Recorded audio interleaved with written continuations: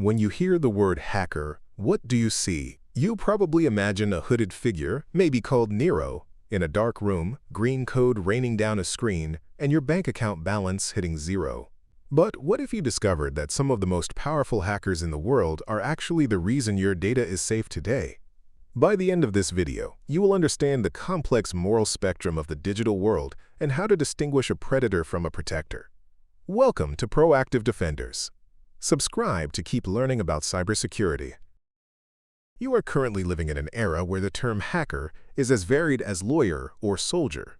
Some hack for greed, some for justice, and some simply because they are curious. You need to know who is who, because in the invisible war of cyberspace, your digital sovereignty depends on knowing the players.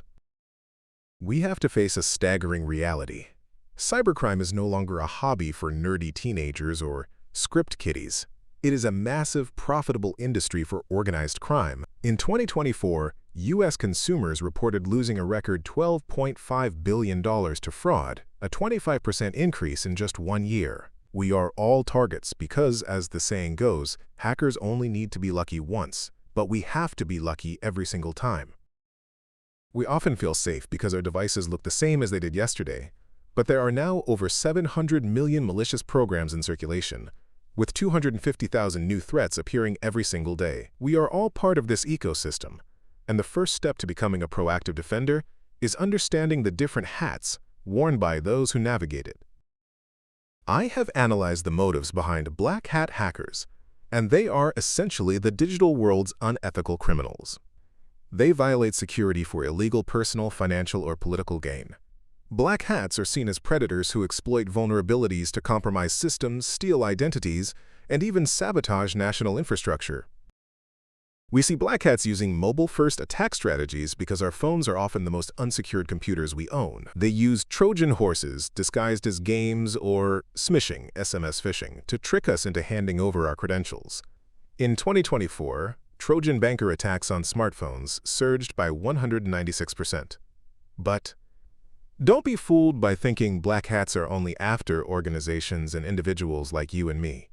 They also cover the big four nation-states, highly capable actors from China, Russia, Iran, and North Korea, who have increased their targeting operations by 266%, focusing on covert espionage and infrastructure pre-positioning. Newsflash: espionage on a global level, right from a computer screen. Let me introduce you to the white hat hackers, the ethical professionals who use their skills for good. These are the people we can call the proactive defenders of the universe.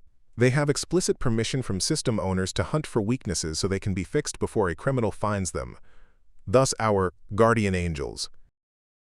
We rely on white hats to perform penetration testing. This isn't just a simple scan. It's an authorized simulation of a real-world attack. They use tools like Nmap to probe network ports and Huawei's databases to gather intelligence, then report every finding to the developer to harden the digital fortress. Gray hat hackers are the most complex group. They exist in the ethical middle ground. They might find a vulnerability in your system without your permission, which is technically illegal, but they don't do it to steal. They might report the bug to you and then offer to fix it for a consulting fee. We have to be careful with gray hats. While they aren't necessarily malicious, their actions can be unpredictable. Some gray hats publish the details of a bug online before a company can fix it, essentially giving a roadmap to the black hats. In the eyes of the law, hacking without permission is still hacking, regardless of your intent. We need to understand how these hackers see us or learn about us. It starts with vulnerability scanning. This is an automated signature-based scan that looks for known holes in your software. Think of it as a thief walking through a parking lot, pulling on every car door handle to see which one is unlocked. Then there is the vulnerability assessment. This is more systematic. We use this to identify deficiencies and predict how effective our security measures really are. It's the difference between checking the door and analyzing if the lock itself is strong enough to withstand a crowbar.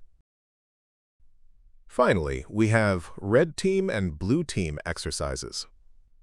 The red team mimics the tactics of real cybercriminals to test our defenses, while the blue team is the group in charge of the active defense. This is the ultimate training ground for any proactive defender. You need to take action today. The first step is internalizing the target. If you believe hackers are after your data, and with 700 million threats out there, they are, you will naturally act with more skepticism. You won't blindly trust an email from your bank or download a mod for a game from an unofficial source. You must audit your cyber profile. Are you using simplistic passwords like 1, 2, 3, 4, 5, 6? You need to switch to passphrases, long sentences like, I at always seat my vegs 15. They take a human seconds to remember, but a black hat's brute force software centuries to crack. You now have the roadmap. Hacking isn't just about code, it's about intent. Whether it's the predator wearing the black hat or the guardian in the white hat, the final user is always the most important link in the chain. You are no longer a spectator. You are the primary shield. If you want to continue your journey toward digital sovereignty, hit that subscribe button and join the proactive defenders.